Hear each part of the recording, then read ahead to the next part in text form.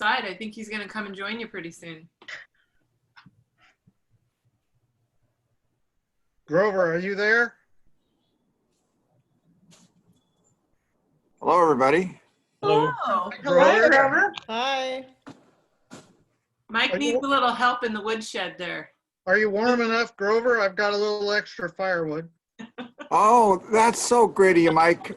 Yeah. Can I come over and get it now? Well, we have a meeting, man. You know. Oh, we also have social distancing and we're not supposed to congregate and. Yeah. It's virtual firewood. Right. Well, I certainly appreciate your offer, Mikey. Oh, good. I'm glad. So Mike, next time we want to see you sitting in front of a roaring fire. That's the image we're going to see next time. I can do that. I'm not going to spill the beans, though. Make sure the fire's in a fireplace, though, not just anywhere. Yeah, I agree with you exactly, Ellen. That was the first thought that came to my mind. We didn't define that fire. We'll have to check the fire restrictions first. Hey, Jim. Hi. Hey, Jim. Everyone. Hi, Paul. Happy almost 4th of July. Looks pretty cold there. You ready for Christmas, Mike? Well, it did cool down. Didn't it cool down at your house? It did. It did. You're right. Yeah. Well, I'm getting ready. Yeah, last night it was a little chilly. I wish I was at your place. You got a big stack of wood there. I'm ready. Yeah. Oh, and now Michael's got the picture of Concord. Oh, yeah. Stole from you, Mike. He's a copycat.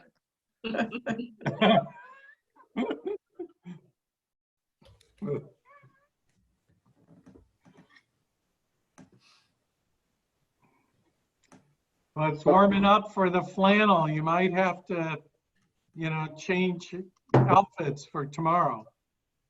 Well, you talking to me, Jim? Yeah, I am. Yeah, but you don't want to see me in a swimsuit. Nor me. I'm with you.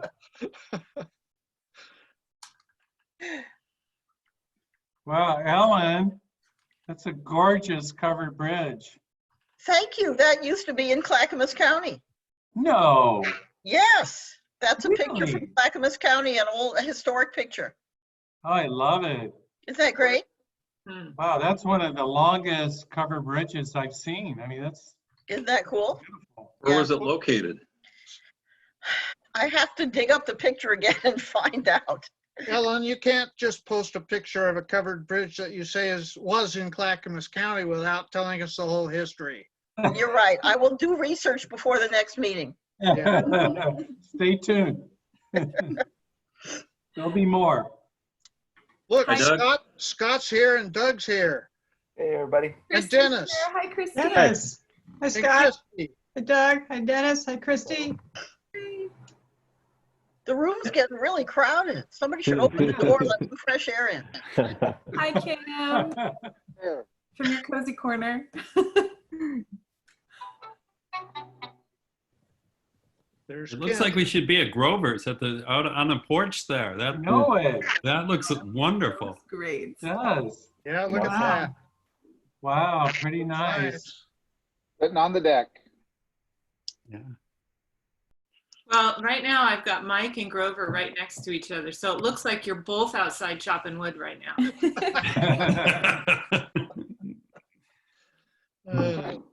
Here, you want to see wood? There's wood right There's there. some wood on the Oh, stump. Oh, yeah. Perfect. Yeah. Did you get those pruned this year? I am working after being shamed by you, not that you did it, by seeing the work you did. I am working my way. In fact, let's show the pictures. See the orchard ladder in the tree? Oh, yeah. There's Yeah. some. Yeah. So Yeah. I'm slowly working my way from next to the house around, and then after the apples are gone, I'll do the east side. And it's delightful to see the difference it makes. And thank you for showing me some good models of what's possible. I usually do that when they're dormant, though, Grover, but that's okay. good. Whatever suits you. So Grover, what type of tree is that? Is that a pear tree or? A Gravenstein apple tree, about Ooh, nice. 80 years old. Yeah, we have a Bartlett pear in our backyard, and it's like, oh my God. You may all get bags of pears Yeah. come September or late August. I love pears. Yeah, well, good. Yeah, it's Yeah, Grover, my prolific this my year. Gravensteins are really getting quite the crop. How's yours doing? Exceptional. As you may or may not know, I was getting piddly. I mean, when we first moved, we were getting plenty, but so I now do mason bees, and I'm in my 5th year of mason, and I have one of the best crops I've had in 20 years. It Oh, works. great. It's been a good spring. Yeah, that's helped a lot too. But if they're not pollinated, it doesn't matter how great the spring is. It's interesting. Yeah, we have a Honeycrisp espalier, and last year it was totally abundant. This year, 0. Oh, Oh, weird. Yeah. Huh. Well, And then the Spartan apple is totally prolific, which is right next to it. Hmm. So Go figure. go figure. You Well, got that's- you got picky bees. We Yeah. do. Plus- I didn't see No Kim doubt. come in. Hi, Kim. and folks, it's 5:32. Doug, should we get this party started? Hell yeah. Good. It looks like we're missing a handful of folks, but we'll take roll call and then we'll be able to shame the ones who don't. Of course, it's no fun shaming people if they're not here to be shamed. No. What was that, Grover? I said at least see if we have a quorum to start. Yeah, well, I think we've got at least By my that. count, we have 10 members present, so we should have a quorum. That should be. There's a few that seem to just make it as we've gotten going in the past. So The time you're done. we'll talk about the less important stuff first, and then as if we had anything that wasn't important to say. But yeah, let's go to, where do I have my roll call? I brought it up. Okay, running down the list. Ron Campbell, Here. Mark Elliott, Dennis Hickey, Here. Kim Parman, Here. Rose Ojeda, Anna Hosley, Anna is excused. okay, Michael Schmier, Yo, Christy Switzer, Here. Michael Newgard. He was popping in and out. I think he's the one who said he Yeah, wasn't he's having trouble, right? having some audio issues. Grover Bornefeld, Present. Jan Lindstrom, Doug Jones is here, John DeWild, No, Shonda. no Jonda, Paul Boundy, Here. and Gary Bukowski. Here. And I'm here as well, Doug Rose. Oops, Rose is here. Excellent. Just in time. Mark is coming. Mark's going to be around. All right. Catherine, do you want to talk about who's here for your team? Yeah. Let's see. Who do Why we have? not? I'm just looking to see if we have any attendee. Okay, so we've got myself, the project manager, Ellen Rogalin from Public and Government Affairs. She's covering for Amber tonight. We've got Laura Zettner and Scott Archer. Hi. And I'm covering for Jessica as well. We got Mitzi here Oh, and too. there's Mitzi. Of course, Mitzi's here from the library. I see Mark and Michael are both getting connected again. Jennifer, who's got Yeah, tonight Jim and I are here with officers. Gemini. Gemini. Gemini team. And Allison. Practically twins. That's right. Stellar. All right. So we've got hardly anything to get through tonight, so it should be a breeze. It's not true, but I've always wanted to say that. What we do have to cover, we've got several weeks worth of agenda, or several meetings worth of agendas to approve. Hopefully you all had a chance to review those. We'll talk about those in a moment. We're going to be talking about the decision to locate the Oak Lodge Library at the Concord property. And then Allison will be going through reviewing what's going to be happening with the online open house and getting some feedback from us on that. I think that's the main Those are the main agenda items for this evening. So to start with,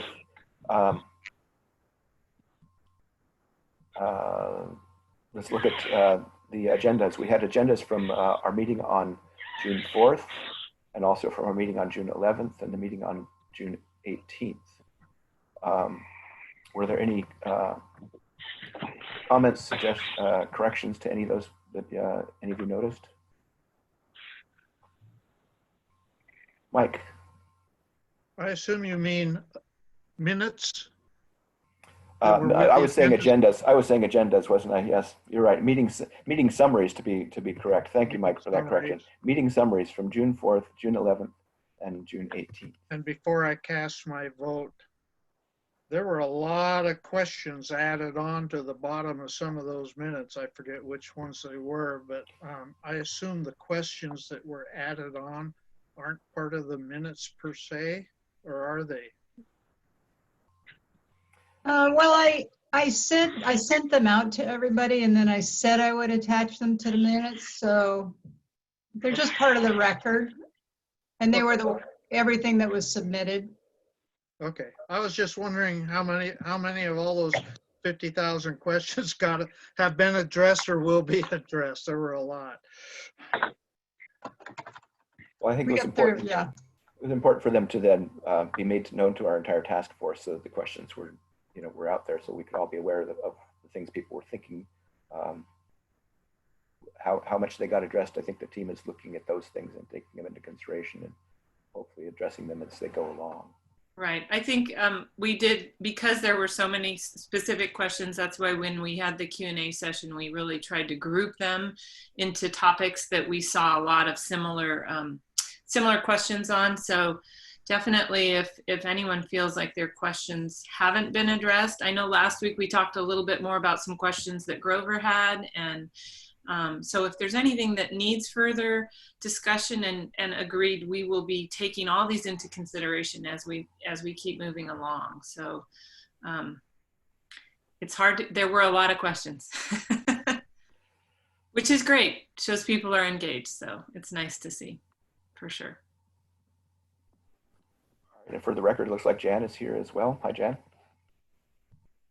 So it looks like everybody who's here has their cameras on. So let's give a thumbs up if everybody agrees to approve those meeting summaries from those three meetings. There's a looks like a thumb, Gary. All right. Any objections? I guess any other corrections? I think we're looking good. Okay. Next item on the agenda. We've looked at the design alternatives, 7 of them, narrowed it down to what we thought were 3. Last week at the Oak Lodge Library Board meeting, the Clackamas County Library Board of Trustees meeting, to be exact, the four of us who are here, well, I guess only 3 of us are here at the moment. The 5 of us on the library board discussed the possibilities, the plans, the proposals, the interest that the task force showed in, the enthusiasm the task force showed even for option 2, and the thoughts regarding the others. And collectively, as a library board, agreed that we thought it was entirely feasible to have an excellent library for this community located at the Concord property. But what we're needing out of this body, this task force here today, is to know from the rest of you if you're feeling the same, so that we can take that to the county commissioners later this month, I believe, and then and let them know that our task force is, at this point, we've gotten far enough in our deliberations and our studies of things and what we've heard and seen to say, yes, we agree that the Concord property is a suitable location for a future library to serve this community. So I don't know if there's any thoughts, comments, questions people have to add in that consideration at this point. I do. Gary, go ahead. Okay. discussed this, or I brought this up, I think at the last meeting just briefly, but when I found the preliminary geotechnical report on the website, read through it, and there are a number of issues brought out by the GRI firm, geotechnical firm, about issues relating to the soil conditions, the groundwater conditions, potential for soil liquefaction if there's a disturbance, a seismic event. And they recommended on numerous pages of that report the need to do some testing, some further testing to determine the kind of soil, whether it will be stable, detect whether there's where the groundwater level is, depending on the rainy season or not,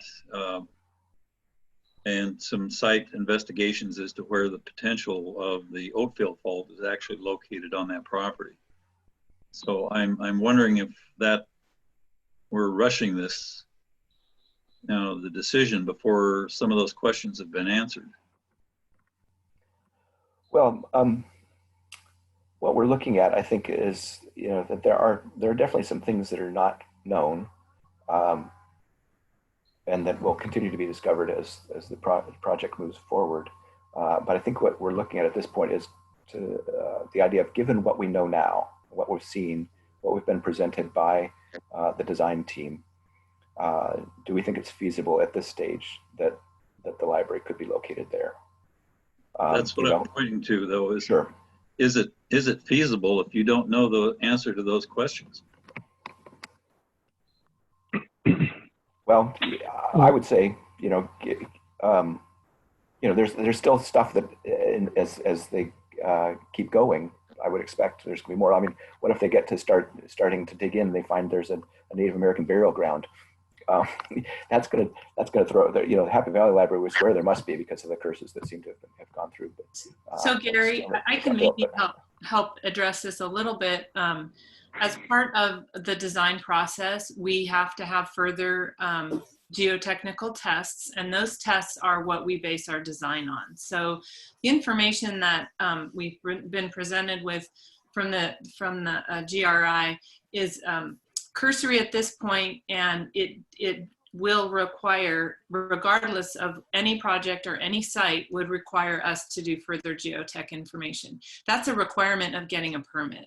So we use that information, our engineers use that information to design the appropriate solutions for the types of soil, the location of groundwater, seismic activity or seismic requirements based on the site. So very site-specific conditions. So that is something that we have to do as part of our professional requirement to do that, and we will be looking at those tests. And it sounds like, I think Catherine's getting those tests going right now to start looking at getting more in-depth tests done on the site. So I do want to assure everybody that's a normal for a design process, that we have to have that information. I understand, but I guess I'm coming from the point of we haven't looked at any other sites, any other potential sites to have a fallback in case this site isn't going to be suitable in regard to those further tests. Where are we going to be if we say this is going to be the site? Catherine, did you want to, I saw your hand earlier. Did you want to respond to that? Well, I think it would be appropriate to consider that this is the selected site, considering no fatal flaws. Obviously, if there are conditions which make the project infeasible, we're all interested in those, and we will everything will be carefully considered, and we'll have to reevaluate. It's just like, and it's very similar to what Doug mentioned. If there is a Native American site, we would have to reevaluate. What do we need to do to mitigate it, or is it just plain not feasible? Don't go burying any shards out there, Gary. Yeah. Does that help, Gary? I think that we're looking for everything we know to date, And you did a good job of summarizing the geotech report, and we are almost done executing agreements to get that work done. Is there a timeline for that work? It's going to take some time. It's going to take several months. This is Rose. I do want to say Yeah. that as a developer of numerous projects, that this is pretty standard operating procedure to select a site and move forward with the site best, based on our best knowledge at the time, continue to explore and do due diligence. And then if we do run into, an obstacle, that we'll either have to mitigate to address that concern, or potentially, yes, locate another site. But this is pretty standard operating procedure to at least move forward based on best knowledge on a site. It's and then we'll just have to wait and see what the reports show. So I saw a hand from Mark and also from Jan. So maybe Mark and then Jan. Thank you, Rose. Sure. I think I just would ask Jennifer, to your knowledge, what you know so far, would you imagine that what you know so far, these issues could be mitigated in the structural design? Yes. I think there's nothing that we don't see on many sites when we work to help develop projects. We see these kind of things all the time, and that information is what we engineer to. So it sets the requirements, and then we then know what we have to design to. So, liquefaction, where the ground gets like liquid, that's dealt with all the time, especially on sites that are close to the water, like the river. So that's a pretty standard thing that engineers know how to design to, and that projects can be planned around. I think just to maybe reiterate Catherine's point, what we're looking to do is based on the knowledge we know, does this seem that there's enough positive in this that you're interested in going to the next step of seeing how possible this project can come to fruition. And obviously, if we find out new information, then it has to be discussed. But there's nothing out there at this point that says, oh, we can't consider this site at all. And that would definitely be a conversation point if we felt there was that information presented to us at this point. So does that answer your question? So Jan and then Grover. Yeah, I was going to just ask a similar question to what Mark just brought up, which is, does anybody know anything about the site that would make it like, oh my gosh, no wonder nobody wants this site, because there's this, whole tar pit in the middle of it that we don't know about. I mean, I think we know enough. Even I appreciate Gary being from Southern California. I appreciate the earthquake perspective, but I do know that things have changed since they built the original building in terms of the way things can be constructed to work around these things. Otherwise, Santa Monica would not have any buildings, because the whole thing is liquefaction. It's just a sand shifting on water. And then I was also going to ask, if we do find something hideous, like Jimmy Hoffa and his whole family are buried under there, and we have to make a museum instead of can we pull out, and are we obligated? I mean, we haven't gone out for bonds or done anything like that. So I'm assuming that once people start digging and everything's okay, but if not, we could exit. We wouldn't be beholden, in other words. I think it would be a fatal flaw, Jan. I mean, that would be a collective decision that this is not acceptable. Right. Would have to be something pretty hideous. Yeah, it would. Okay. So Grover and then Kim.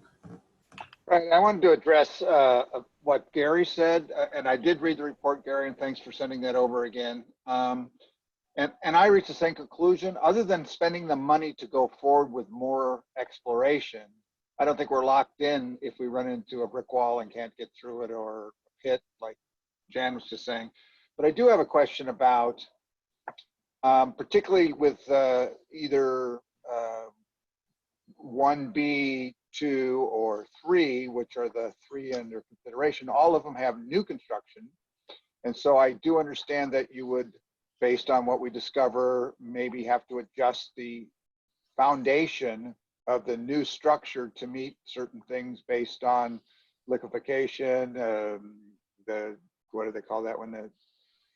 Because it's basalt, and then it's slide, and then there's the bottom, which is down where Walmart is. So those things would be taken into account. But what about the existing structure foundation-wise? Because I don't think when it was built they did any of that kind of stuff. I don't think when they did the most recent addition they didn't do that stuff. And so, do we have any option, since we're going to be tied in almost every example going forward to the old building and sinking millions of dollars into the old building? And what do you do about foundational requirements that you would discover for new buildings? I hope that was clear. You know, with the design of the new building, because of the scale of the work that we're doing, we are required to address the existing building to meet those standards. So we don't get to not do anything. We have to do something to meet whatever the geotech report states, what the seismic requirements are within the state standards. We have to meet those things. So we don't get the choice not to do that. And oftentimes on seismic buildings, there's different kinds of things you can do to your foundation to strengthen it. You can add piles. There's different things you can do, and they have different cost impact. And some of those things you can't get out of. So those will be determined when we know more information. And those systems that would have to be designed to accommodate that will also be known as we get further along, and the cost impact of that will be known. And unfortunately, we don't always get the choice to say we don't want to do that because we don't want to spend that money. We are required to do some of that. And a lot of times there's more than one way to do that. So we can look at different options on how we achieve that. So the existing building will, yes, it will have to get dealt with in the way that it meets the standards of redeveloping that building. So it's not that we're not going to touch it at all. Right. That wasn't my, really was the foundational. So I don't know how you'd put pilings. I don't want to know all the stuff, but there's lots of different ways they can do all kinds of things, and things you wouldn't even think they could do are possible. Yeah. That's where the soldier pilings come in. Also, you know, Gary, and I think I mentioned this last time, I do have in the scope of work for the geotech to come talk to you, the task force, because I know there's just been a lot of questions about this and also about the Oakfield fault. So I thought that would be prudent so that you don't have to listen to how we respond, you know, filter it through us. You'll be able to speak with them directly in the future. And we can have our structural engineer present for that as well. Kim, over to you. Yeah, thank you. I just wanted to kind of address what Jan was asking about the site, and is there anything that people aren't seeing? Why would this, you know, is this piece of land desirable? Or, you know, from a real estate standpoint, I can say that it's a very desirable property. It probably is worth significantly more than the county acquired it for because it wasn't on the open market and available to people to buy. If it had gone on the open market, I anticipate it would be very expensive and desirable. So I think that from my perspective, working with what we have here is really positive. Yeah. Other thoughts, questions, points of discussion? I think the overall question that you're being asked to vote on, and it is kind of a formality here, but just to be sure that the team is really clear that there is desire to move forward and that further investment in, you know, development of the design alternatives and moving forward with these pieces makes sense, and that there's not, you know, nobody here wants this site to be the home of the library. Then that significantly changes the course of work going forward. But based on what you know right now, and with the recognition that if there are any fatal flaws that emerge or new information that change the possibilities going forward, that you know, that could be reevaluated if, as Catherine said, there are sort of those fatal flaws. But based on that, the question for the group is, do you feel that it is feasible to move forward with the Oak Lodge Library placed on the Concord property? Which was your very first question that you had ages ago. So additional thoughts, questions? Grover, I see your hand, and Mark, I also see your hand. Go ahead, Grover, and then Mark. Oh, Grover, you're on mute still. Okay, how's that? Thank you for that. My presumption is that we are moving forward. This conversation is couched in 1B, 2, or 3 as the options, not the full array of all of the 7 options that were on the table before. So this question is related to those 3 options as the 3 options being considered, correct? Yes, I'm seeing nodding heads from all the members of the project team. So I believe that that is correct. Yes, with the 3 alternatives that you indicated in your last meeting to move forward for community outreach. Yes, not with the full 7. Mark, over to you. Oh, okay, thank you. So I was going to ask Jennifer and Jim that as a part of the county permitting process, I'm understanding that we probably have to go through a conditional use permit change. Is that right? And so my question is, if that's the case, do you see any issues from what you know so far that would be an issue with the county? Do you see that what we're proposing would fit within the county's understanding of what this property could be used for?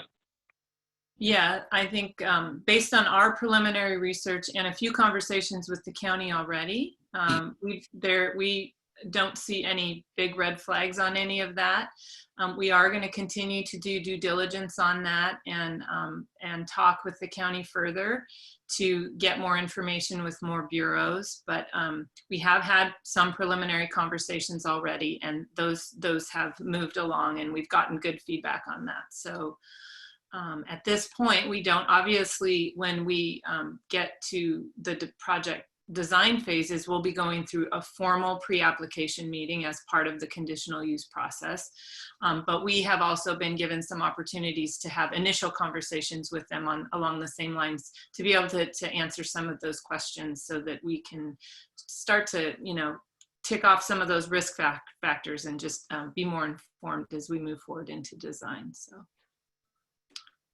Catherine, I don't know if you have anything else to add to that. Dennis, yeah, go for it. So I just want to make sure I'm understanding. So in thinking about this, we're voting on moving forward, not permanently, but moving forward step by step as things align. We continue to move forward. If something comes up, this decision is not, we can change this decision. Yes? I think with new information that really would, something that would really change your minds, yes, but the goal was to have you say, yes, we're not going to be out looking for other sites. We're going to spend more money on this project. We're going to take it out to the public. We're just going to keep this project moving forward. Unless there is some new information that is a fatal flaw. Okay. Yeah, my expectation would be that both the design team as well as the board, the county board of commissioners would like to know before continuing to carry on, like that our group says, sure, well, we see it this as a viable option for a library at this location, so that they don't have to keep holding back, and there's a certain degree of understanding based on, or at least what they're expecting out of this group that we can say. So they're looking for our confirmation, I guess I'd say, that given what we know and where things are at this point, that we recommend that that we go forward planning for there to be a library at the Concord property. Gary, go ahead. Okay, I wanted to extend Grover's question a little bit. He was asking, you know, whether we would be voting to go ahead based on the 3 options that we discussed at the last meeting, 1B, 2, and 3. And if we said that's what we want to do, that's what we recommend, then it goes to the county commissioners and they said, whoa, you're spending too much money. We want to go to the cheap option, which is 5B or something like that. Can we go back and change our mind, our recommendation? It would seem to me that if we make a recommendation of those 3 and the county recommends something else, that's, you know, they're the commissioners. If they want to take the heat for that, for choosing something that the task force that they commissioned did not recommend, then well, that's for them to decide, I would suppose. Ultimately, and we get to talk to them in November.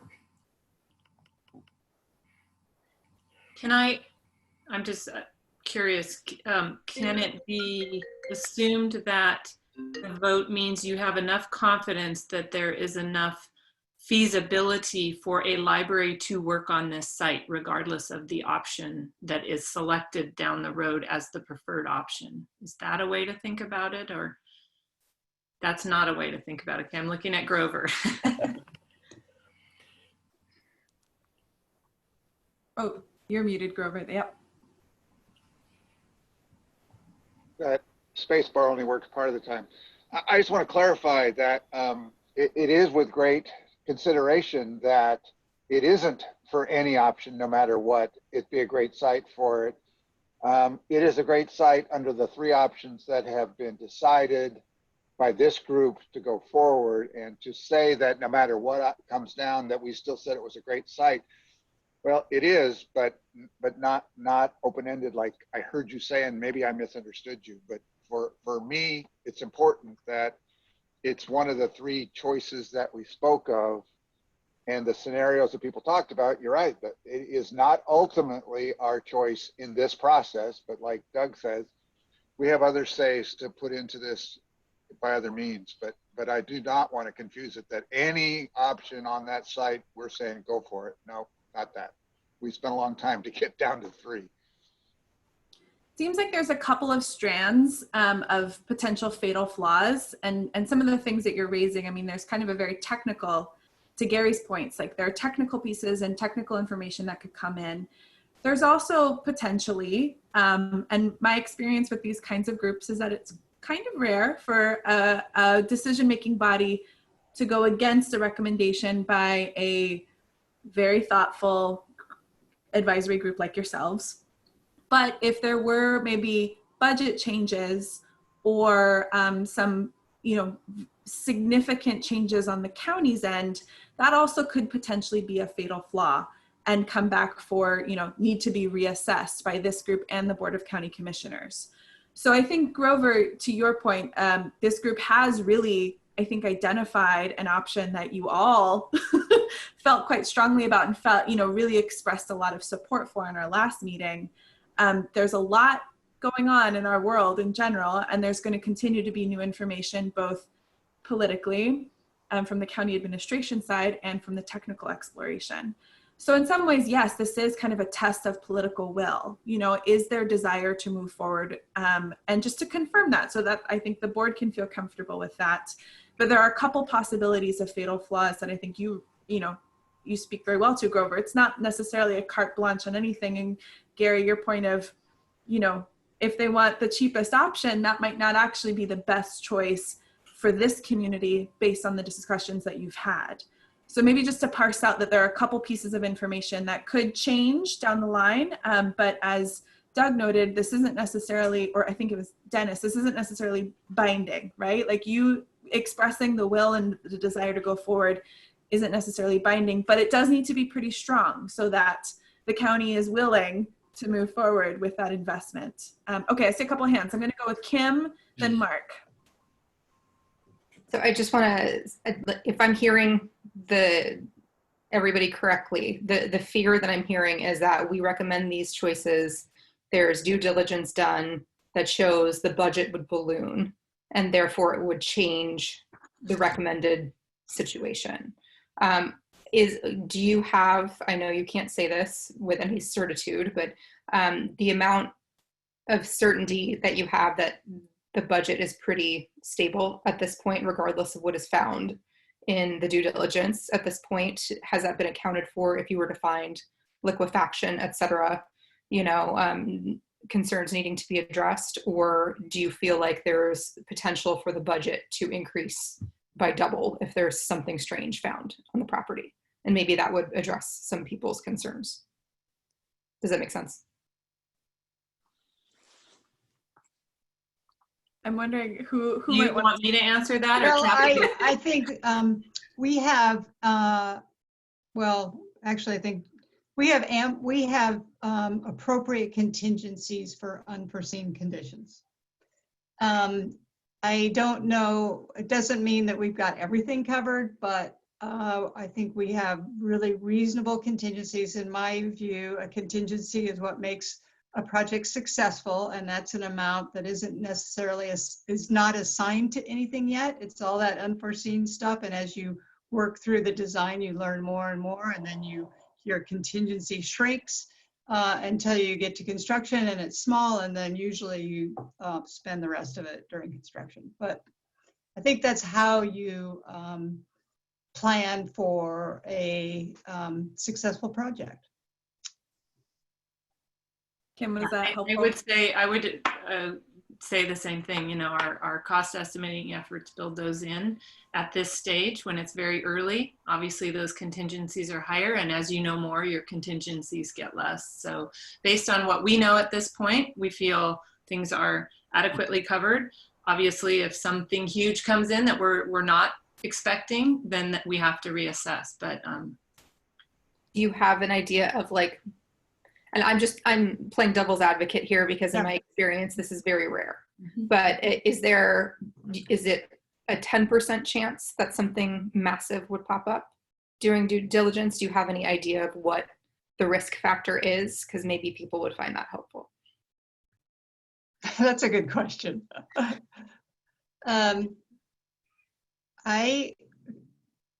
I feel like I think that Gary has probably outlined one of the bigger risks, and it has to do with, the foundations and the Oakfield fault. We're doing everything reasonable and professional to figure that out. And it's not unusual what we have here. I mean, that particular fault, there's lots of buildings built on it. So I think it's low, and I think I mentioned that when I was in our staff meeting, because it's always good to weigh what is the risk here, and I think it's a low risk at this point, but I can't foresee the future, and we will certainly bring those things back to you if they are considerable and such a significant magnitude. Okay, Mark, I'm gonna get to Ron first and then back over to you. So Ron, go ahead. I believe it was at the last meeting that Laura mentioned what sounded to be an intention to fill part of the funding gap with the revenue bond. And I just want to make sure everyone understands how a revenue bond works. And I was wondering if Laura or someone might be able to address that.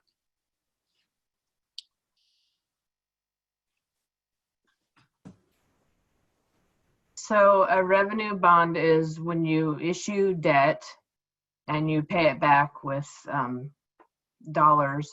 In this case, it's going to be dollars from the library district distribution. There'll be about $310,000 there that will pay for a portion of the bond, and then the other portion will come from the county general fund. So there would not be any impact on the citizen or the residents of the area. It's all coming from the county general fund or the library distribution. Did that answer your question? It does, yeah. And again, I just wanted to make sure that everybody understands that. And so what I think I'm hearing you say is that you're comfortable that that would essentially cover the funding issue. Well, so what I'm comfortable with is that we've built in contingencies that should account for what may happen or what we might find out as we move forward in the process. I know Catherine has been conservative with the numbers. I know Jennifer and her project team have been conservative with the numbers. And when I say conservative, I mean they're building in significant dollars. And I've talked to the county administrator, and the commissioners are aware of the dollar amount, which does include significant contingencies. So that's what I would say. Okay, thank you. You're welcome. All right, Mark, over to you. Yeah, thank you. I just thought I wanted to add just some thoughts about the cost and funding of the project. First, we're looking at the three options that we chose. In each of those options, all or a part of the library is new construction. And so to me, there isn't a lot of difference in cost between the three as related to the cost of the library. There's a consecutive difference in cost to Scott Archer and his group, I think, based on the different options. And I'm going to trust that Scott is comfortable with those. I feel comfortable that the numbers that we're looking at and the commitments that the county has made and what Lori has spoken to, I feel comfortable that we are going to be successful at this. I would tell you from my 40 years of experience of working with federal, state, and local governments on projects much more complex than this, that what Laura has stated as far as their approach to funding this project is as good as it gets from a government entity. So I just wanted to give that information to you folks in hopes that it'll help you feel a little bit more comfortable. Go ahead, Scott. Thanks, Allison. Hi again, everybody. I'll just add into the conversation and Mark, thanks for mentioning that. In addition to what has already been discussed, that and this is the whole thing with this partnership is we've got the library and we've got the park district, and we're both trying to come to this solution. And the best way to do that, we think, again, and I'll say it again, we've already gone through this, but the best way we can do that, I think, is by working together. And ideally, if we're basically connected on the same site, we'll be able to save money. Having said that, so there's two different funding sources for the library and the park district. And so on the NCPRD side of things, and I think we've done some high-level looks at funding for the park district solution, but we've got a number of different potential funding sources that we're looking to accumulate. But to Mark's point, the answer is no. We don't have the whole funding package completely solved yet. What we do have is a list of options and ways in which we might fund this, and then depending on which of the various options ends up being that which we move forward on, there will be some different costs associated with the different options. And we feel confident that we will be able to have a funding package that will allow us to do the recreation and park side of this. And there's everything from, we've got some proceeds from the sale of Hoodview Park. We've got system development charges. We've got a few other sources. And then we also are looking at a potential revenue bond for the park district, which would come from basically from our district's general fund. So much like what Laura was just talking about a little bit ago, there's some ongoing library funding sources, and NCPRD also has a permanent tax base by which we could pay for a revenue bond. I will say that our really kind of our ultimate goal long term is, and this maybe has taken a little bit of a hit with the economic situation that's arisen during this COVID pandemic, really this economic crisis now that we're hitting, is we want to pass what is called a general obligation bond. That is kind of the other piece of what I think what Ron was getting at was what does a revenue bond mean? And then the GO bond, the general obligation bond, that's the voter approved, where the voters would actually increase their tax rate at some point. We are hopeful that that's kind of our end game at some point, is to pass a GO bond down the road that also helps us supplement those revenue sources. But we think up front that we do have the ability to put together a funding package to complete this, and we're not gonna hold up the project going forward for our piece being funded. But it is a relatively complex issue in that we have a number of funding sources that we need to assemble, and we'll be looking at other creative ways to do that, like potentially grants and even some things that I haven't mentioned here. So hopefully that kind of addresses it from the NCPRD side of things. But I guess if you've only heard one thing from me, just know we have a plan. It involves different funding sources, and we will be able to move forward on the project. Yeah, Mitzi, go ahead. Just wanted to clarify really quickly what Laura was talking about for the library's portion of the payment for the revenue bond. She had quoted 310,000, and I just wanted to clarify that covers both of the library projects. So the amount that would be across the two budgets, the Gladstone library budget and the Oak Lodge library budget. And then there's also the 200,000 coming from the city that is applied in there somewhere. So folks, we can continue to discuss. I do want to do a little bit of a time check because we're kind of getting to the time when we would transition into our next agenda item. But generally, it seems like I don't hear a lot of opposition. I hear some concerns from folks. Oh, I see a hand from Grover. Let me go over to Grover first. Right.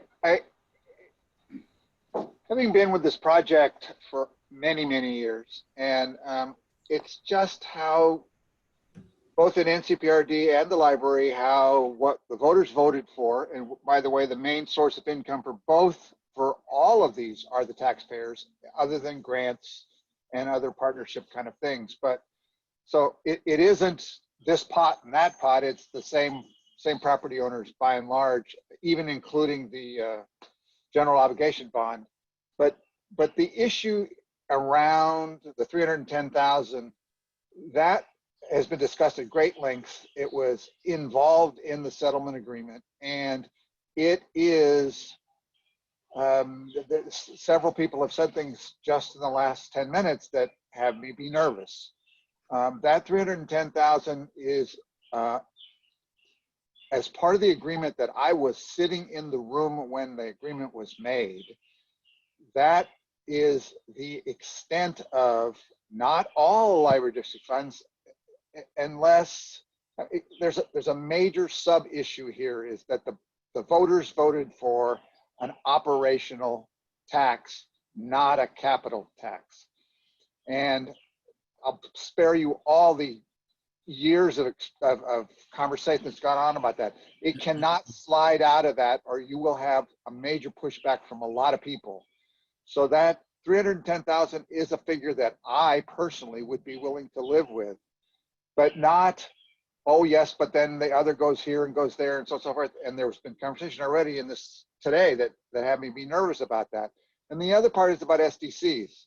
When we voted for the formation of the Parks District, SDCs were soon added there as to be included. And then over a number of years, some interesting choices were made without the voters' input to start restricting SDCs. And I already do know that the NCPRD staff, that the city of Milwaukee, and the DAB at the time it was discussed all agreed that as soon as Happy Valley was out, it was to return that SDCs were district-wide, because we started with a district.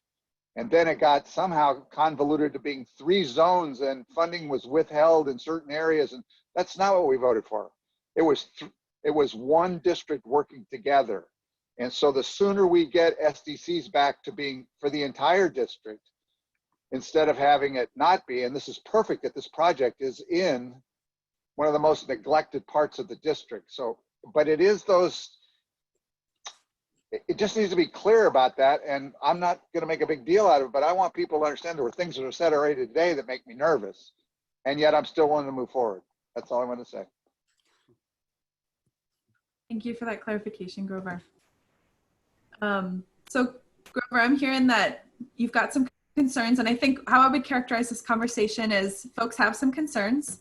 They want to be sure that this is the right fit going forward, but based on what you know so far, there may be a viable option to place the Oak Lodge Library on the Concord property. So maybe if you can just nod your head or give me a thumbs up if you feel ready to formally vote on that.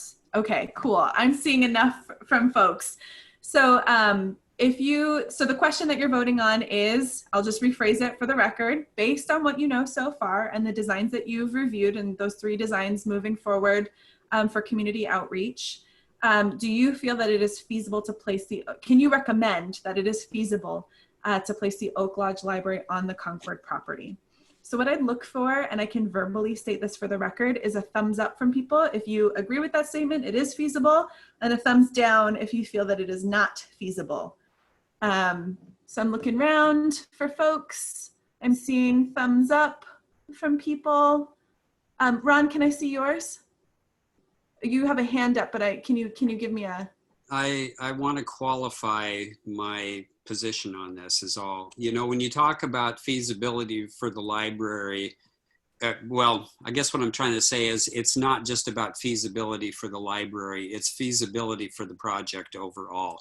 That's where I stand on this. And so I'm very enthusiastic about the idea of a library being part of this complex, but my enthusiasm at this point in time does not go beyond what has been this task force preferred option, and that's option 2.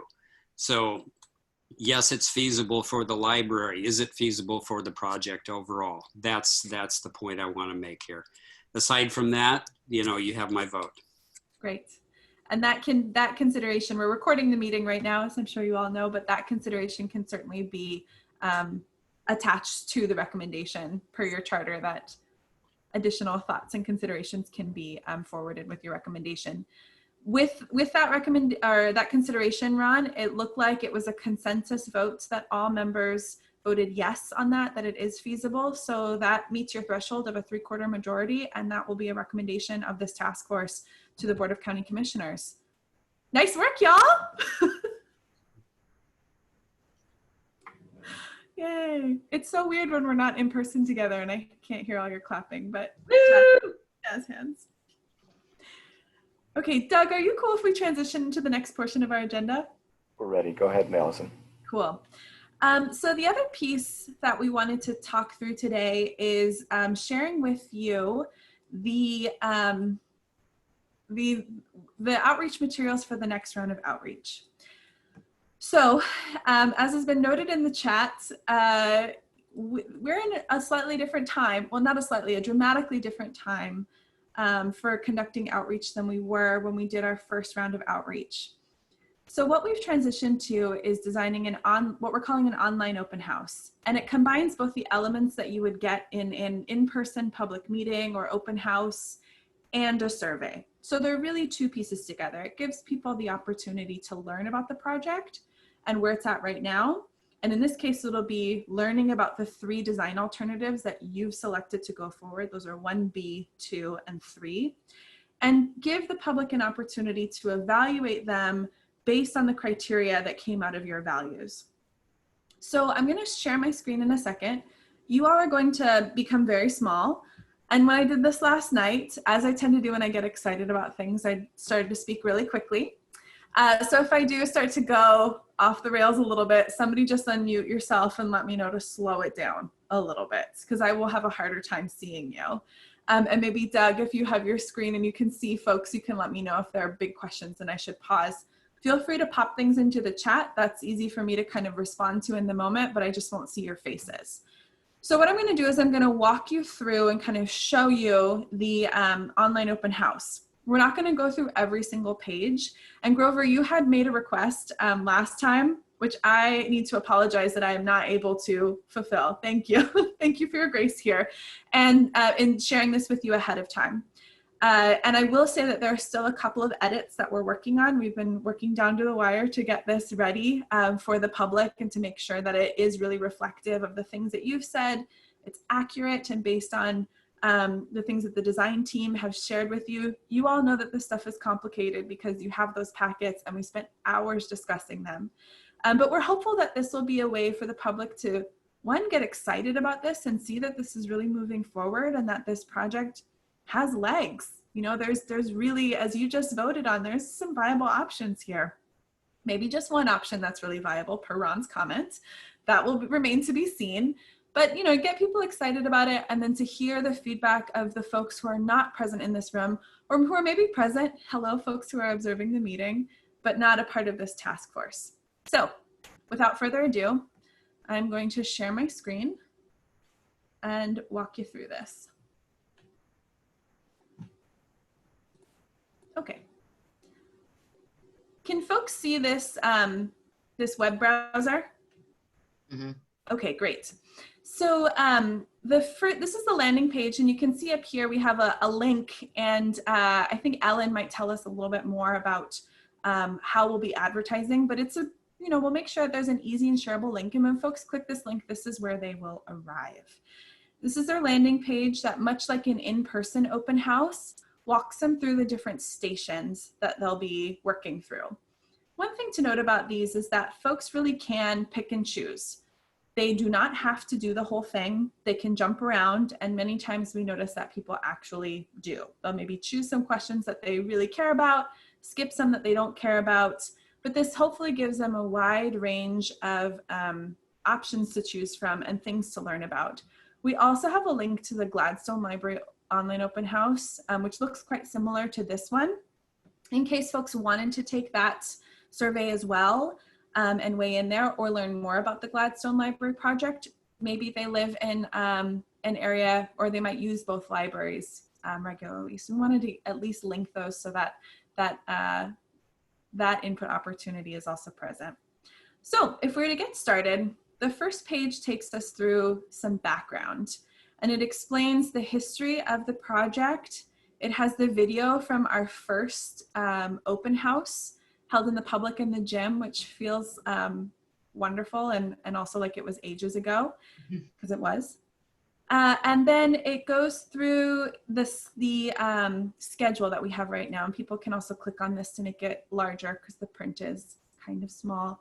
But it indicates where they are, where we are right now and looking at design alternatives analysis and then what's coming up next, which you all are probably quite familiar with that because we've talked about that at length. So once they review some of this background, they next go to a piece that tells them a little bit about the community feedback that we've heard so far. So this is the other video that the county produced that outlines the design workshops that we did earlier. So you'll see some familiar faces. A lot of your faces are in that video if you haven't seen it. And it gives folks also links to the summary of the last round of outreach when we had that survey about programming needs and that we reviewed, I think, in January together. And then it just highlights some of the key themes that we heard in that outreach. You know, folks highlighted even then that parking is important, and parking is something that we talked about at length when you reviewed the design alternatives. But, you know, folks also said it's important for people walking and biking and taking transit and other modes of transportation, for example. There's also a strong desire from the community to make sure that, you know, these kinds of programming opportunities are balanced. If there is a library, community center, and park space all on the site, that there does need to be some balance there. We also have this box that outlines a little bit about your process. This link will take them to the county's webpage that has the roster, your links to your agendas and your minutes, and kind of all of the information that the county has on their website about the task force. And we also have the community values that we established that form the basis of your criteria for evaluating these designs. So once folks can read through this, they can watch the video, they can click on some links if they like to. We go into the design alternatives page. And this is, we're still editing some of this, so there are a couple errors that I can see straight off the bat, but just to give you a general idea of what this is going to look like for folks. They'll come in and they'll, oops, I was looking at this earlier. They'll land here on this first page that outlines the different alternatives and the design criteria. So they can see the 3 options. They're super small, but they click on them and they get a little bit of those overview of plans that they'll be able to see that you've reviewed at length. We also are sharing with them some of the criteria that we're not evaluating. Many of you indicated when you did that survey on the design alternatives where I had you choose red, yellow, green, that some of the criteria just really didn't fit, or a lot of you selected not applicable or expressed when we were talking about it that it was hard to select some of those options. So as we were putting this together, in order to not totally overwhelm the public, we decided that there might be some criteria, as you helped us identify, that really don't make such a difference right now. They're important, but they'll be more important when you get into schematic design and some of those real nuts and bolts of the design process past the master planning phase, or that there are really opportunities in all of them that could do the same thing. So some of these things about, sustainable practices and community impacts in design, construction, and operations, no matter what design alternative is selected, I am confident that the design team would ensure that this value is somehow incorporated in the, the final construction phase and the selection of materials, things like that. So we're not asking the public to evaluate those right now, and your feedback really helped us hone in on some of those that maybe just weren't as important right now. So when folks click next, we go to criteria A. This criteria, I'll just kind of walk you through an example of these so you can see how this works. Criteria A is all about the welcoming and inclusive community heart. So under each option, again, they'll click on this and it'll draw their attention to the important pieces in the design. So here we're really talking about the community center, those recreation spaces, the library, and some of these plaza elements, and the views here as well. These are some of the sight lines. So the different graphics will show some of the important pieces. And then we tried to really take and distill down the important pieces of each plan that distinguish each of them. So we talked about this when Jim and Jennifer and Ray and Kurt all came to you and talked through the designs, but making it kind of clear, this one has a separate library. This one has separate library and community center entries. This provides a single shared entry for library and community center. This one also has a single shared entry for library and community center. So helping folks really discern what the differences are. And then underneath here, we'll ask them questions.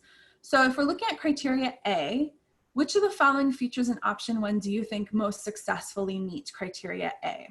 So maybe somebody says, I really like that this one has a separate library and community center buildings. I think that's super cool. And I like the plaza in this one.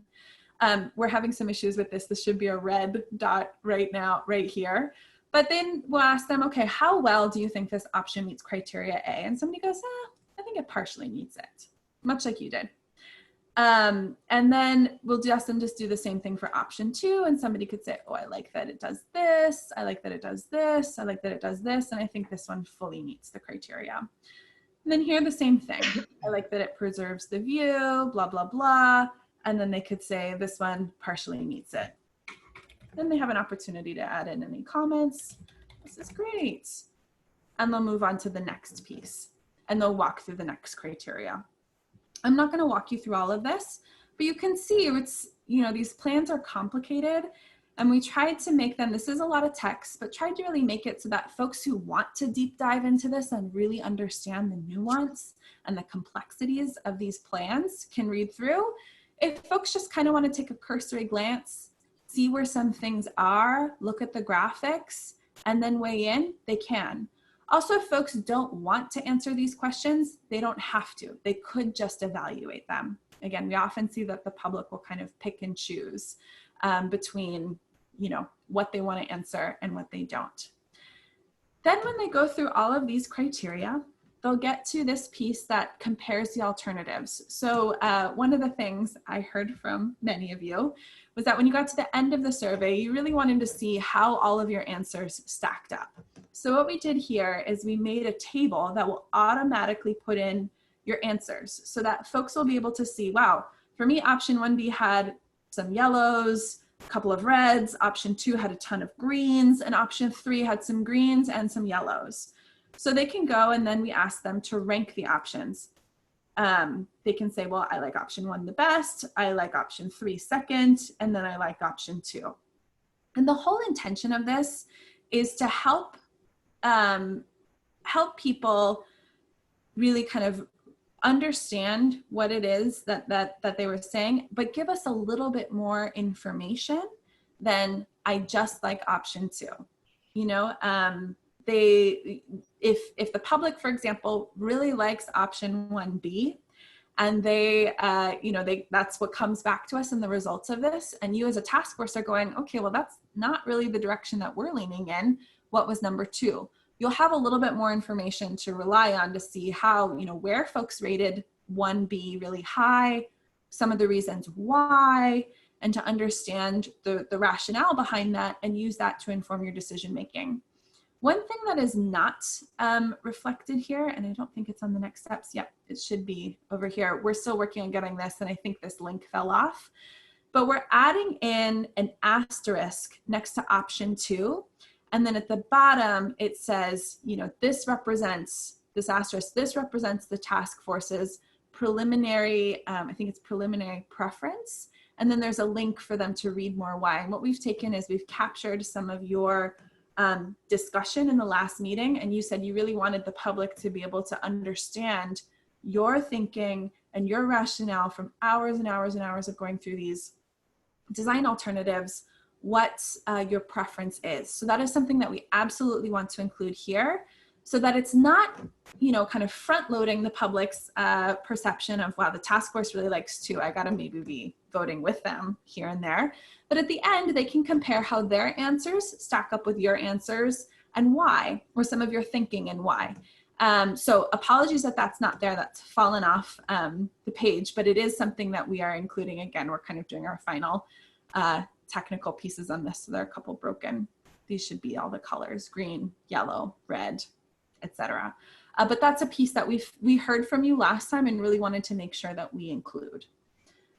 So then folks will go into the next steps. They'll find out ways to stay involved. They can share the online open house with others. So if they were to click on this, it would automatically take them to Twitter.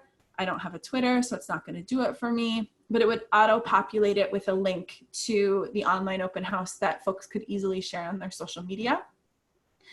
We have a lot, as we did in the first survey, we have a lot of demographic questions and kind of general questions about how often they visit, this should be Oak Lodge, but how often they visit the library. But the only 2 required questions that we're asking is a first name and a zip code. But folks can also self-identify what neighborhoods they live in or what part areas they live in. We heard from the Gladstone group last night that it's important to give people more choices. One thing that Gary's lovely wife noted was that some people self-identify with living in North Clackamas. So they might say, yeah, I live in North Clackamas rather than Oak Lodge, for example. So we wanted to give people a lot of choices to self-identify. Again, just more information for you to be able to understand where people are coming from when you're reviewing the results. We ask them these library questions, and then we have some optional demographic questions.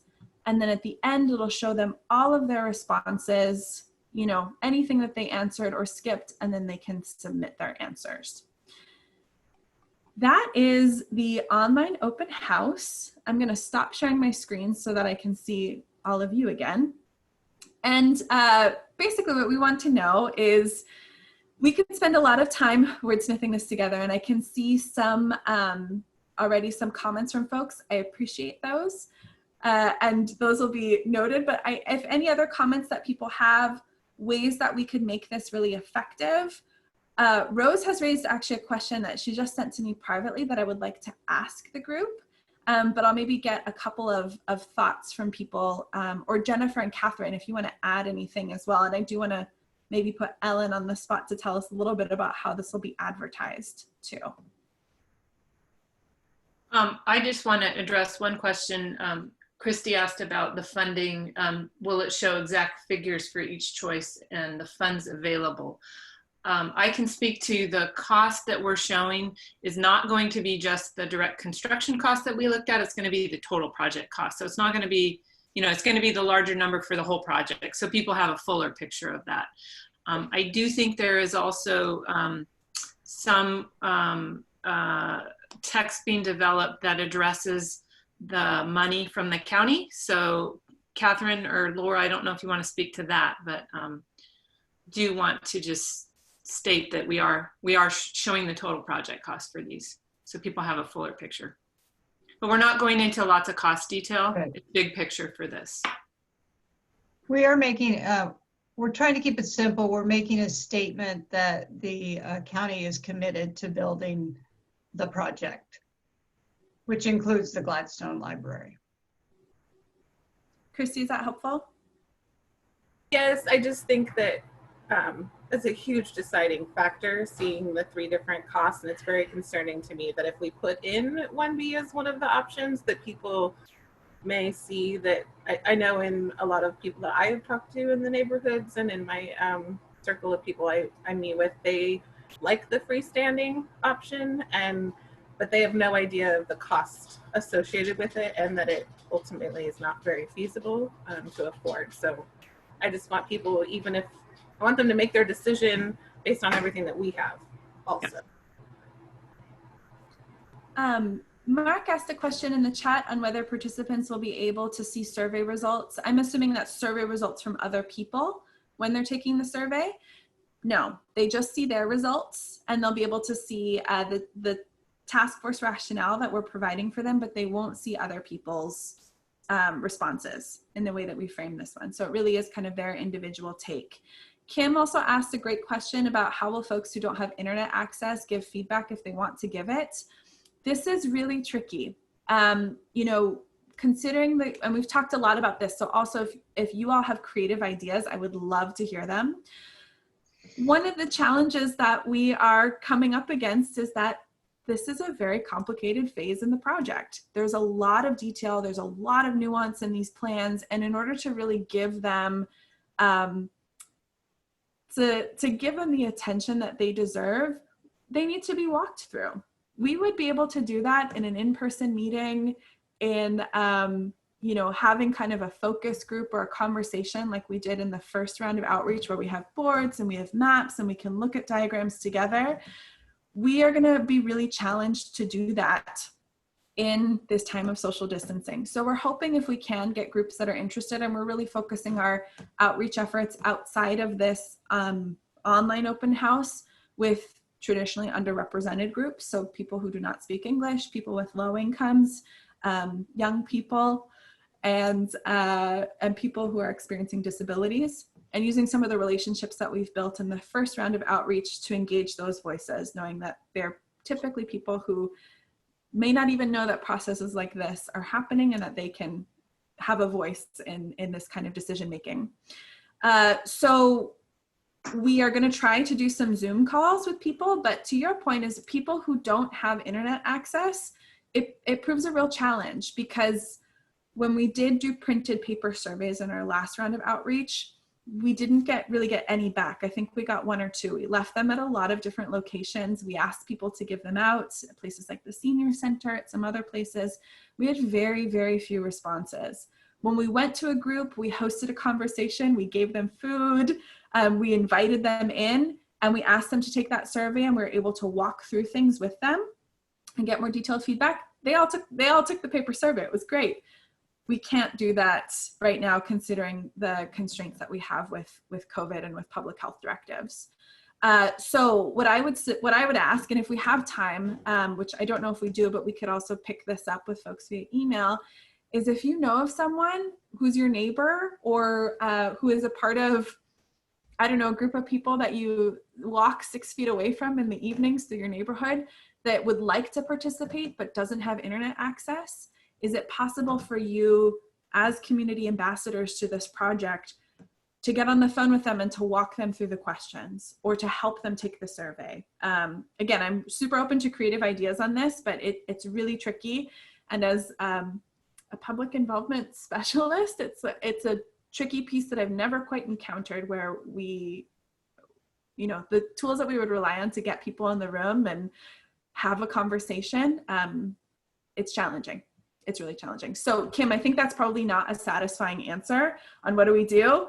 We're trying to figure it out right now and see kind of what people are saying and what they're telling us and what will work for them. Jennifer, did you want to chime in on that? Oh, I think you're muted, Jennifer. I just wanted to add that we're definitely going to pick up on the momentum that we started to build in the last round of outreach with the in-person meetings, and contact those people. And,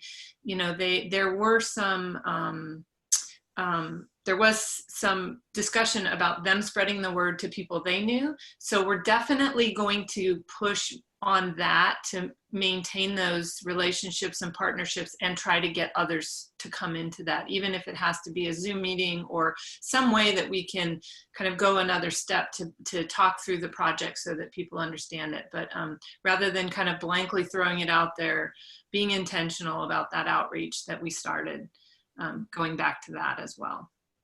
And Christy, thank you for offering to help. And the school lunch pickup, that's something we're exploring, because that is a great idea. So I see a couple hands. I see a hand from Grover. I think Mitzi will want to weigh in. And I also want to address something Rose brought up in the chat. So Mitzi, I'll pass it over to you first, because I think you're responding directly to that question. Yeah, I just wanted to mention that the library recently acquired some refurbished laptops, and while we're not quite ready to offer them to the public, we certainly can make a laptop available by appointment if someone would like to take the survey outside of the library. So just keep that in mind, that is an option. You can direct people to give us a call and make an appointment. Which is totally awesome.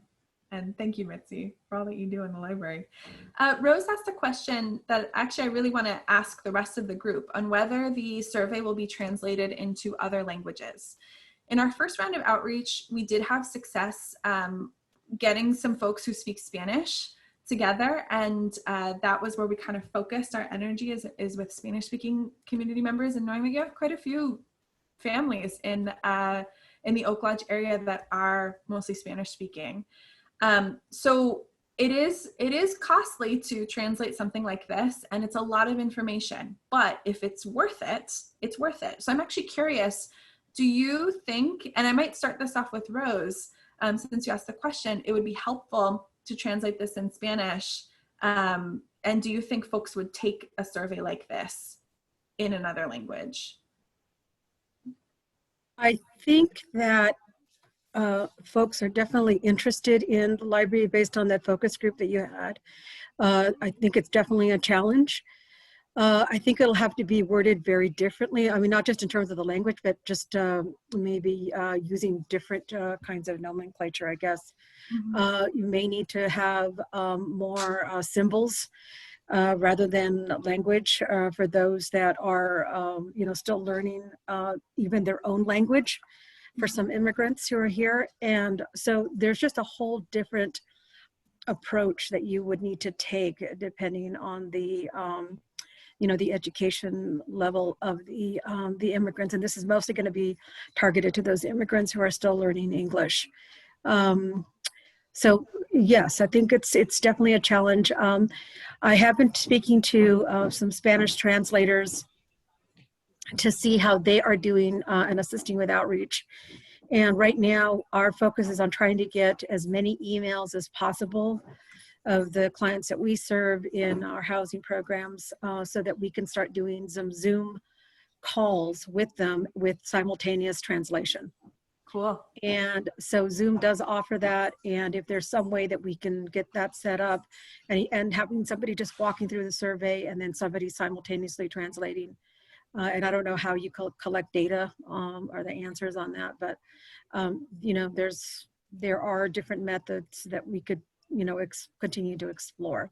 But right now I'm really excited about the simultaneous translation using Zoom. It's super cool. I used it in another project. It's really, Zoom is amazing, y'all. And you can do a survey on Zoom, I think. Can't the participants?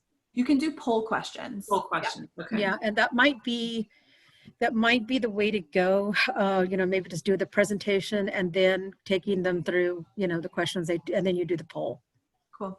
I know we've already been talking to Rose, and I appreciate your perspective. So Rose, and anybody else, I mean, if you know, have experience, have connections, I know Grover's been really helpful with folks that you know as well in the community, like let us know. But Rose, I think we'll be reaching out to you to talk a little bit more about some options. Because yes, we do want to make this as accessible as possible.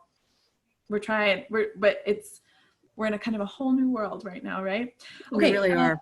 Gary had a question about how will this be spread out into the community? So I want to pass it over to Ellen in a second, but I want to hear from Grover and Dennis, and then over to Ellen.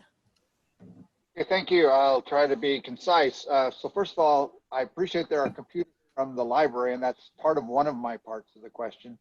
Do they have internet connections? One, if you let them go out, and two, is there any timetable, albeit we know nothing at the moment, when people could actually by appointment go to the library and sit at a computer and go through this kind of stuff with social distancing and so on and so forth? That's one question. The second one is, I remember being part of the Milwaukee Bay Park process, and the last meeting that I went to was when there were, actually the next to last was, there were 3 big choices and they had lots of pay stubs and whatever. And then the last meeting I went to was they took ideas from all 3 and combined them and came up with, because there were input as far as design inputs and so on and so forth. Is that what this one is going to include, or is there going to be a subsequent beyond that? The last one was on funding. Instead of just a big number, if you decide to do that, I actually think it'd be worthwhile to say this much was for the library, this much was for the park, and this much for the community center, as opposed to just big numbers. And so it's easier to see what it's serving. And lastly, I know when I took that thing that we took with all those zillions of questions, I wanted to be able to print it, and I had to do a huge workaround to do that. So do we have the function to be able to print that summary page? And that's my questions, and I'd like to hear answers. Cool. I think those are probably a couple folks to field that one. Mitzi, do you want to have a go at the library ones?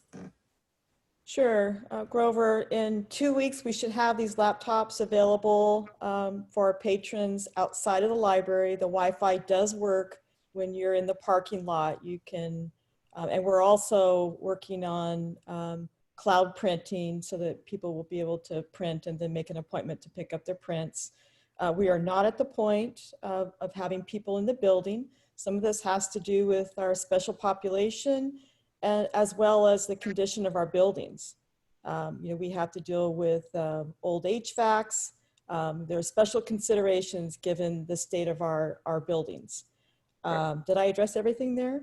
Or do you have another? Well, I just know that I was in a county meeting on Tuesday when they were talking about paying for hotspots for people having access, so you can use a hotspot to a computer. And I don't know if that's an option that's been discovered, well, but the commissioners talked about it, push for it.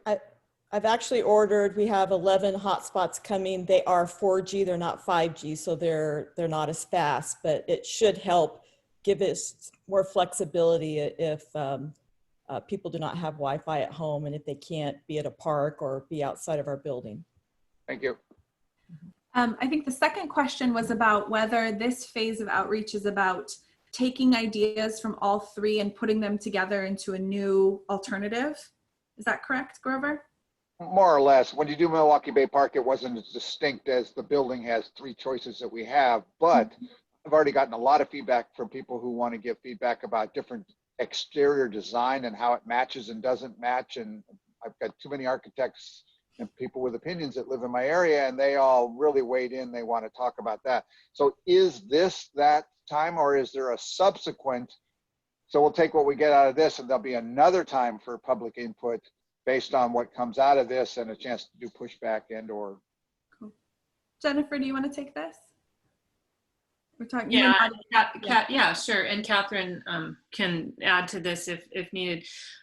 We aren't this phase of master planning is really looking at the feasibility of this on the site. We're not designing the exterior yet. We're not at that point. We're massing, we're looking at volume, but we're, you know, nothing's pinned down yet. It's enough to inform us to make a decision if this is feasible.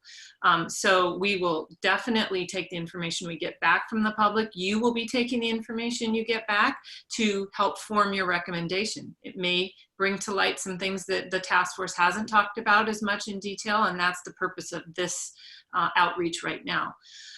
When we get into the design phases, we obviously will be taking all the things we've heard, and I don't want to say starting over, but taking the pieces that everyone resonates with and developing those further, informed by all the information we've had. So this is not the time that we're commenting on exterior design and materials in depth. That's coming for the later design phases. Does that make sense?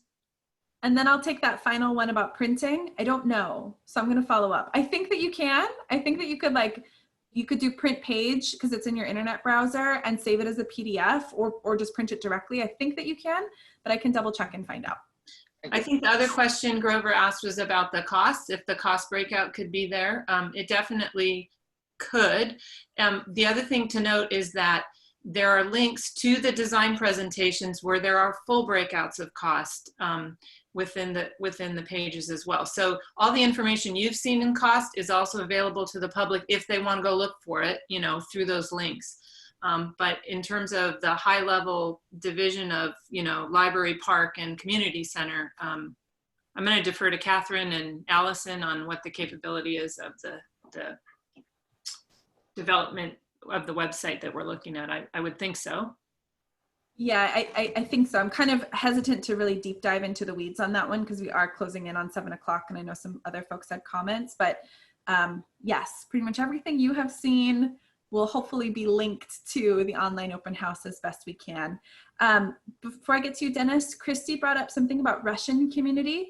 Christy, we have had a really difficult time getting in touch with church leaders in some of the Russian churches. So maybe you and I can connect, or you, me and Catherine can connect offline and talk a little bit more because that's a group that we would love to talk to. We just had some challenges there. So we might need a trusted community contact and you might be that person. Sure. Cool. I want to hear from Dennis and then I see Mike's hand. We are getting close to 7 and I want to make sure we have time for public comment. So why don't we take Dennis and Mike? I'm good, thanks. I'm good. Okay. Thank you. Mike, over to you. Yeah, I just wanted to make, I think I had 2 points. One is that we really ought to take advantage of social media as much as we possibly can. An awful lot of people are on Facebook. My wife is totally addicted to it. Never mind. And so we have a lot of groups on Facebook or friends on Facebook that we could pass this information along to. And I, for one, I run the Oak Lodge History Detectives website, and not the website, but the email list. And we have over 200 people on our email list. The History Detectives were way back partners in this whole project, and so I feel very comfortable sending out an announcement with a link to our email list. So any of us that have that capability should take advantage of it to get the word out. That's it. Thank you, Mike. And yes, shout it from the rooftops. And actually, Ellen, would you mind telling us a little bit about some of the efforts, I know I'm putting you on the spot, that the county is doing to get the word out and what'll be available? If you want, we can also punt it to Catherine, but no, why not? That's fine. It's funny, I was just typing it into the chat room because I figured if we didn't get to it verbally, people could at least read it. Yeah, we're doing lots of social media, Facebook in various forms, including some paid, pushing it out so it gets to more people. Next door, we're doing old-fashioned news release. We're doing an e-blast to all the interested parties. It's on websites, both the county website, library, and NCPRD. We're mailing postcards to everybody in the area. We're getting notices to the CPOs and community groups. And it's going out in the county's monthly e-newsletter, which goes out next week. So I think and then we'll do some reminder posts, social media posts as it gets later in the month. So I think we have it pretty well covered.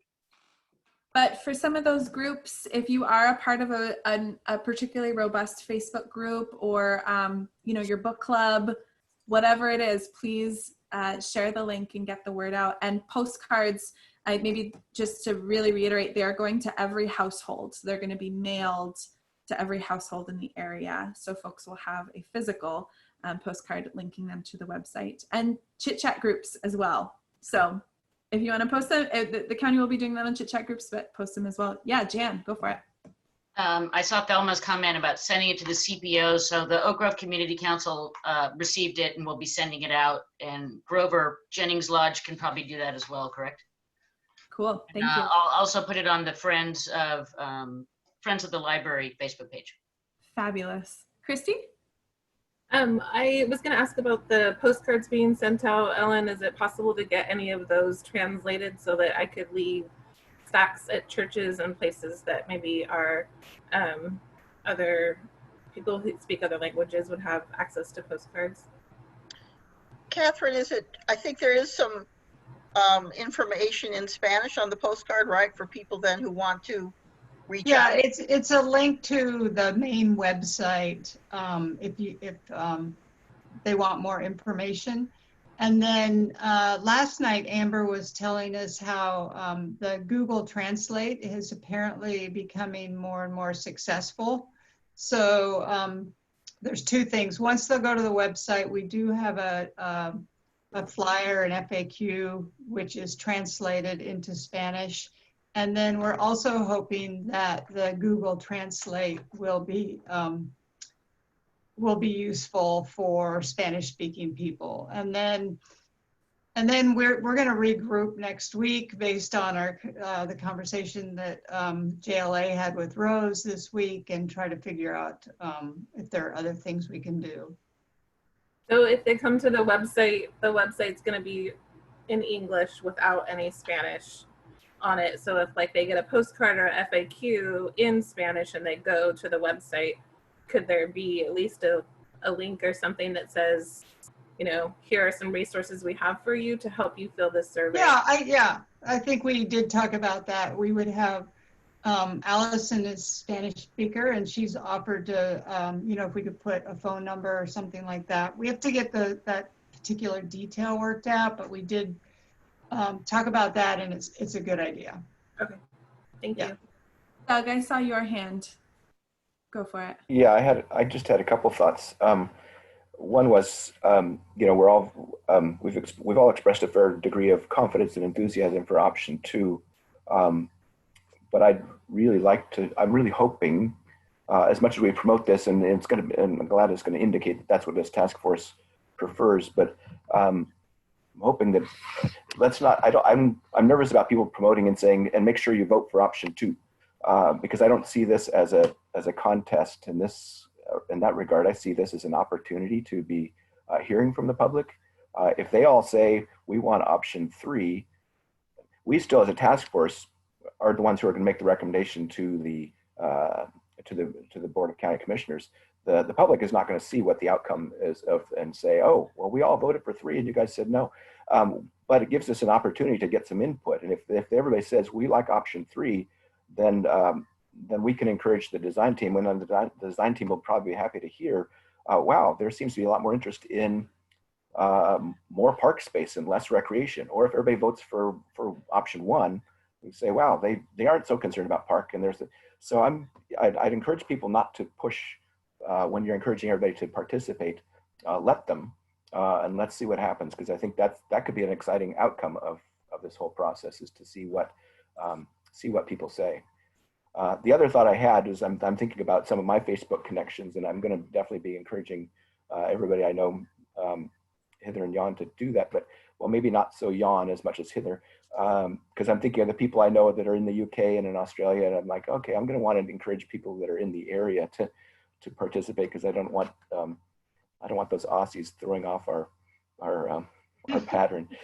But anyway, I think yeah, I'm expecting to talk to some of my neighbors who I know are more connected with their neighbors, and friends in the area and make sure they say, okay, and pass that on and get the word out. Because I think we've got to, we've all got that, there's that ripple effect that should be going well from here. That's great. So yes, shout it from the rooftops. Christy, thank you for sending it out to the local youth sports groups. That's great. We want young people to be able to weigh in as well. Doug, are you okay if we close this and open it up for public comment? I think it's time. Cool. Yes. So if there is anybody here who's hoping to give public comment, you can raise your hand by going to the participants box, and at the bottom you should have a little button that says raise your hand, or you can hover over your name, or you can press *9 if you're calling in on your phone. And we'll see if there are any hands out there. Folks are also welcome to submit written public comment. We can make sure that that is shared with the task force. I'm not seeing any hands, so I'm going to go ahead and close public comment period and turn it back over to Doug. And I'm going to ask Catherine to walk us through next steps. What do we got coming up, Catherine? Okay, we have a lot coming up. Let's see if I can share my screen. If I can share the right screen. Okay. So, oh shoot. This isn't the right one. Sorry, I'm sorry. I was all prepared. I think your cat did it. That must be it.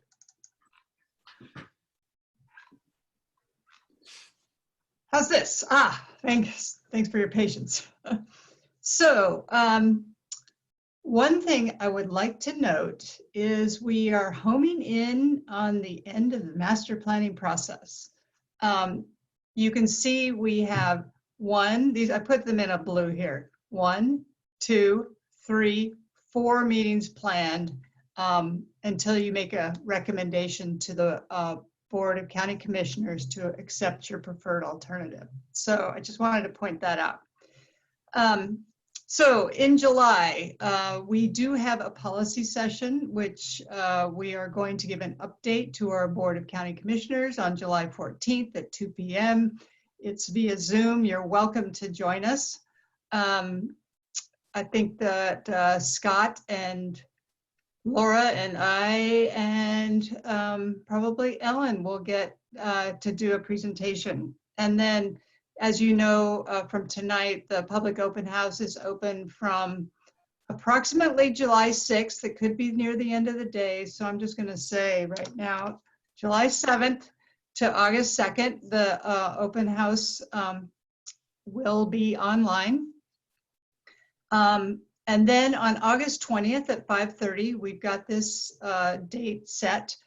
You will review the public input that has been collected over the month of July.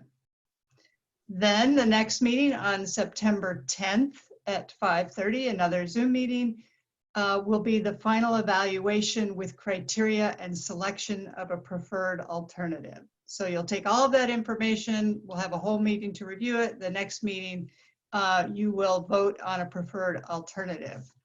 And then at the next meeting, which the date hasn't been determined yet, the task force will review a refined alternative. So down here, the board, excuse me, let's see. Oh, I don't have that on here, but the design team will go away with your recommendation on the 10th and do a refinement of the design. Let's see what else. So then, so anyway, we've got 3 opportunities to talk to the board so far outlined, one on the 14th and issues sometime in September, and then the final one, recommendation to the board. And the goal here is to take the entire project to the board at once for consideration of approval for our preferred refined alternative, and that would be Gladstone and Oak Lodge and the Concord property. Sorry, that was a little long-winded, but. Catherine, the meeting on July 14th is a policy session, so there's no room for public comment or no time for public comment. Would it be supportive of the efforts for task force members to be there if they were able to? just for with our presence? Yeah, I think it would be terrific if you were there, if you have the time. Okay, great. So might see some of you then on July 14th. Otherwise, our next meeting, we've got a little break after meeting week after week. I'm going to miss seeing you guys every week. I'll leave you in suspense whether we meet on when we meet on July 20th, if my hair is longer or shorter by then. Okay, everybody, you take care. Thanks for all your efforts, everything today and so far. And we'll see you. Enjoy your holiday weekend, however that might shape up in this odd and interesting time. And we'll see you next time. Get your earplugs ready because they've sold like 5 times the usual amount of fireworks for some reason. Oh boy. Oh God. Stay safe. People have been inside too long. They're just going to start shooting things in the air. Hopefully not guns. Yeah, hope not. Thanks for the heads up, Jan. Right. Good night, folks. Take care, everybody. Bye, everybody. Bye. Bye. Bye.